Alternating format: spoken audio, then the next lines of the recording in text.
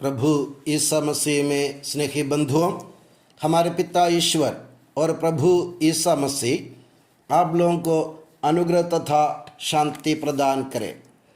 पुनरुत्थान पर्व के 6वें रविवार में हमारे मनन चिंतन का विषय है संत यूहन्ना का सुसमाचार, अध्याय 17 वाक्य 20 से 27। वाक्य 20 से 27 में प्रभु ईसा मसीह उनके चेलों द्वारा चुने गए लोगों को या उनके चेलों के सुसमाचार के घोषणा से विश्वास स्वीकार करने वाले लोगों के लिए विशेष रूप से अपने पिता ईश्वर से विनती करते हैं कि पिता ईश्वर उन्हें शांति और एकता के सूत्र में बांध दे। हमें याद रहे कि संत यूहन्ना के सुसमाचार का अध्याय 17 प्रभु ईसा मसीह के या महापुरोहित प्रभु ईसा मसीह की पुरोहिताई प्रार्थना का अध्याय के रूप में जाना जाता है।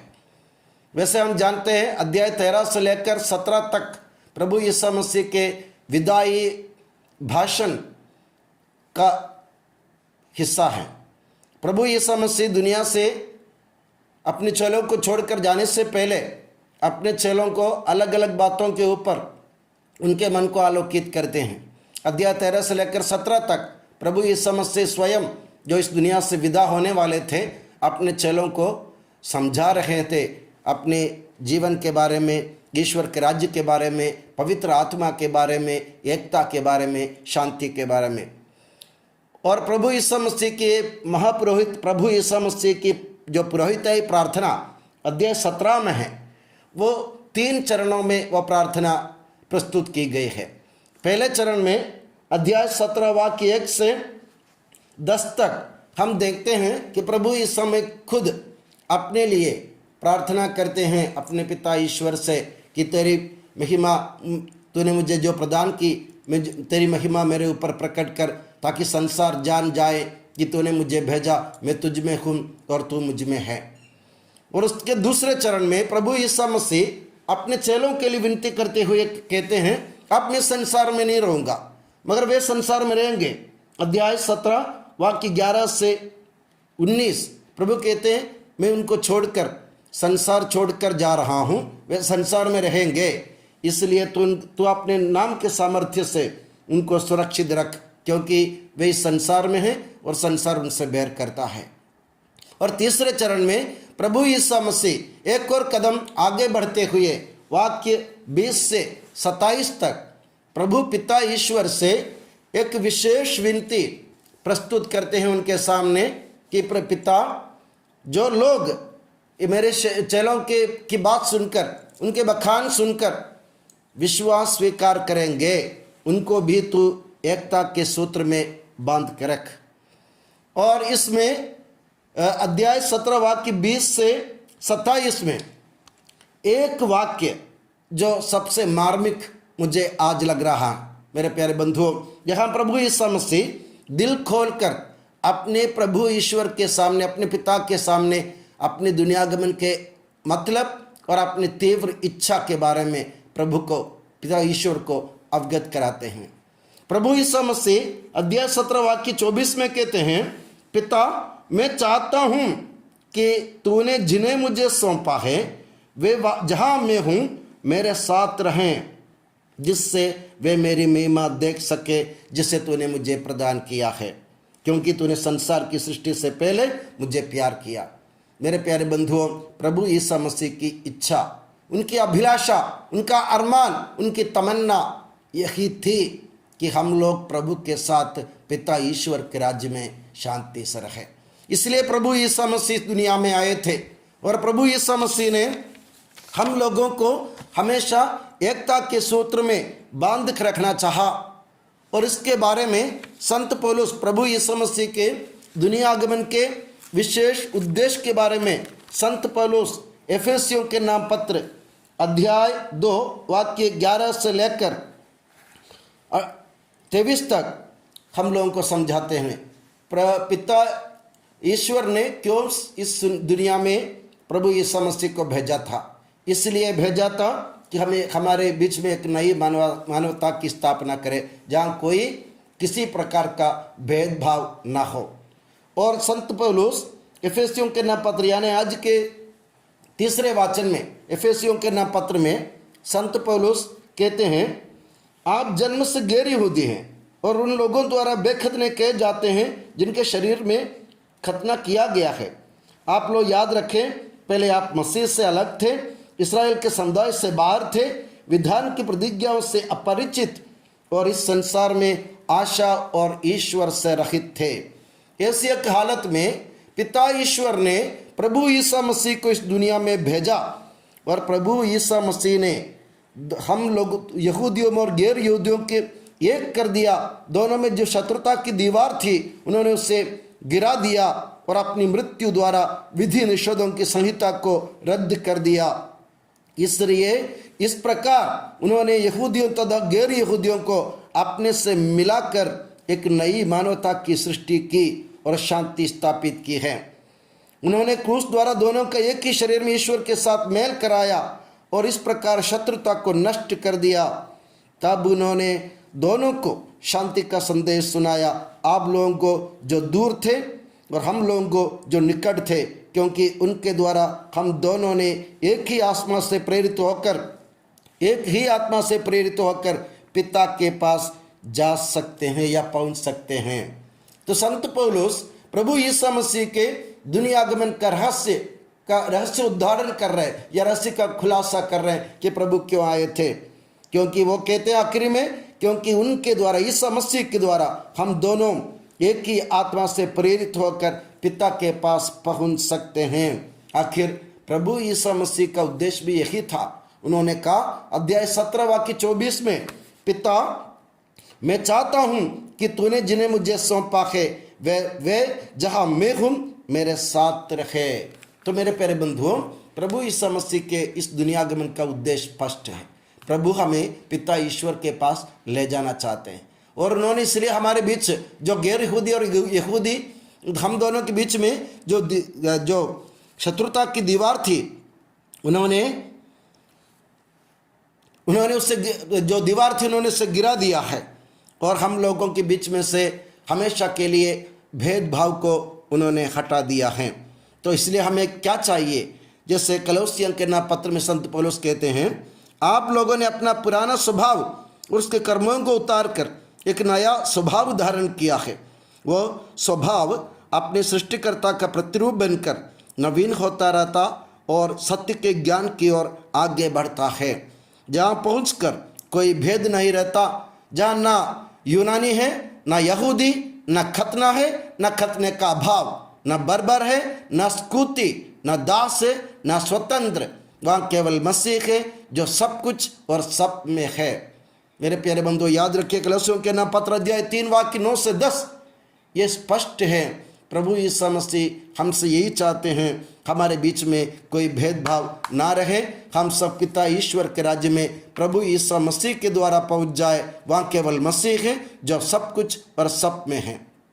इसलिए संत पौलुस कुरिन्थियों को समझाइश देते हुए, उनको डांटते हुए, संत पौलुस उन लोगों के बीच में जो भेदभाव हो रहे थे उनको खत्म करने की आशा करते हुए संत पौलुस कुरिन्थियों के नाम पत्र पहला पत्र अध्याय 3 वाक्य 4 से 9 में अपने लोगों को समझाइश देते हुए कहते हैं, मेरे प्यारे बंधुओं, आप लोग आपस में क्यों बटे हुए हैं। वे कहते हैं अध्याय 3 वाक्य कुरिन्थियों के नाम पहला पत्र अध्याय 3 वाक्य 4 से 9, जब कोई कहता है मैं पौलुस का हूँ, जो कोई कहता है मैं अपोलोस का हूँ, तो क्या ये निरे मनुष्यों जैसा आचरण नहीं है। अपोलोस क्या है, पौलुस क्या है? हम तो धर्म सेवक मात्र हैं जिनके माध्यम से आप विश्वासी बने। हमें प्रत्येक ने वही कार्य किया जिसे प्रभु ने उसको सौंपा। मैंने पौधा रोपा, अपोलोस ने उसे सींचा, किंतु ईश्वर ने उससे बड़ा किया। न तो रोपने वाले का महत्व है और न सींचने वाले का, बल्कि वृद्धि करने वाले अर्थात ईश्वर का ही महत्व है। रोपने वाला और सींचने वाला एक ही काम करते हैं और प्रत्येक अपने अपने परिश्रम के अनुरूप अपनी मजदूरी पाएगा। हम ईश्वर के सहयोगी हैं और आप लोग हैं ईश्वर की खेती और ईश्वर का भवन। तो संत पौलुस भी बड़े स्पष्ट शब्दों में कुरिन्थियों को समझाते हैं कि हम लोग ईश्वर के सहयोगी हैं और आप लोग ईश्वर की खेती, ईश्वर का भवन। मेरे प्यारे बंधुओं, प्रभु यीशु मसीह इसलिए दुनिया में आए थे कि हमें प्रभु ईश्वर के सहयोगी बनाने के लिए, हमें प्रभु ईश्वर के सहयोगी जैसे पिता ईश्वर से यीशु मसीह के संबंध को याद रखते हुए जिस तरह प्रभु यीशु मसीह और ईश्वर एक था, उसी तरह हमें भी अपने जीवन को प्रभु यीशु मसीह में जोड़कर अपने भाइयों को अपने साथ में लेकर चलने की ज़रूरत है। वह ना कोई भेदभाव कभी नहीं रहेगा।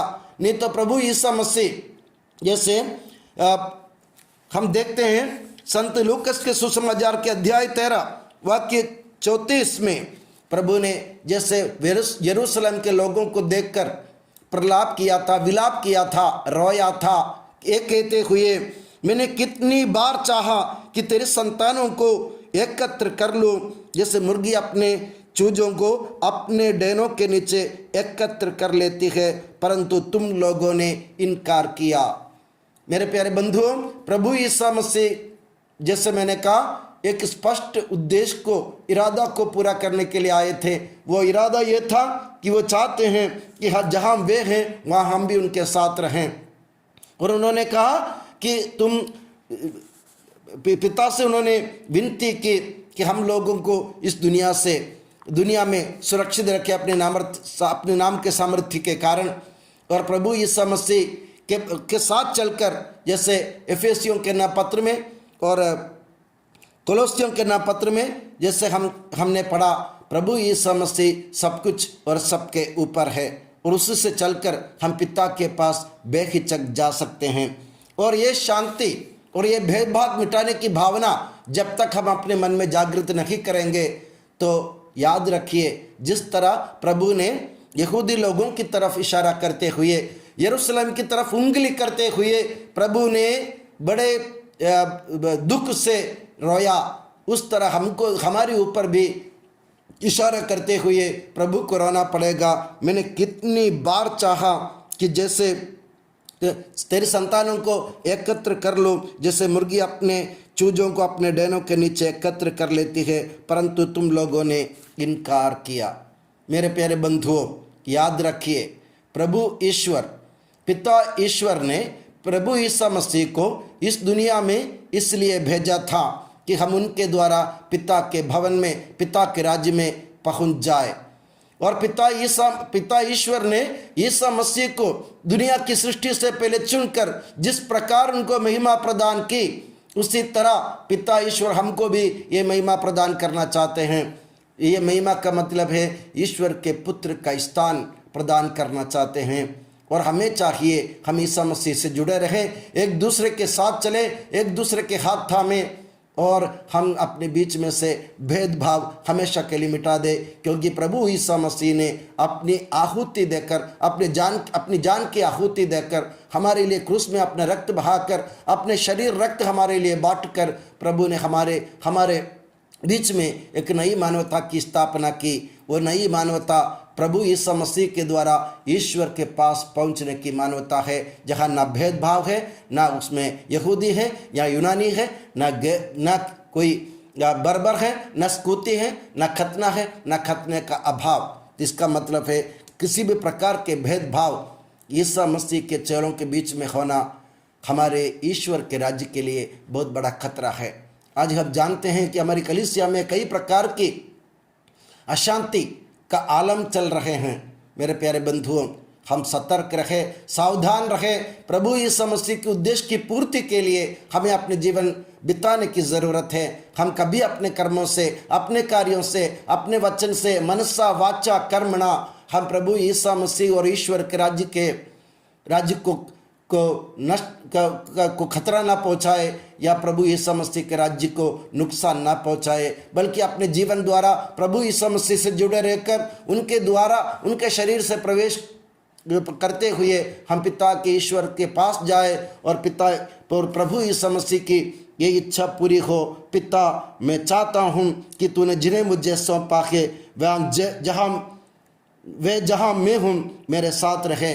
प्रभु यीशु मसीह की ये इच्छा पूरी करने के लिए हम अपने जीवन अर्पित करें और प्रभु ईश्वर के राज्य के विस्तार के लिए अपने आप को खर्च करें, जैसे प्रभु यीशु मसीह ने खर्च किया। और ये प्रार्थना हमेशा प्रभु यीशु मसीह की यह प्रार्थना याद रखिए, पिता, जैसे मैं तुझ में हूँ तू मुझ में है, वे ही हम में बने रहे। मेरे प्यारे बंधुओं, एकता, शांति और अमन चैन प्रभु ईश्वर के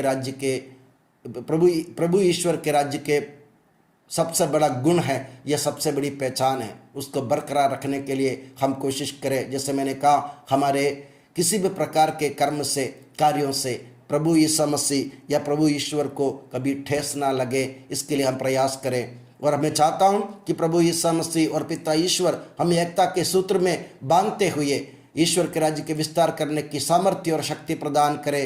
और मैं ये दुआ करता हूँ कि प्रभु यीशु मसीह और माता मरियम आप सभी को हमेशा अपनी नियामत की छत्र छाया में सुखी और सुरक्षित रखें। पिता, पुत्र और पवित्र आत्मा के नाम पर आमीन।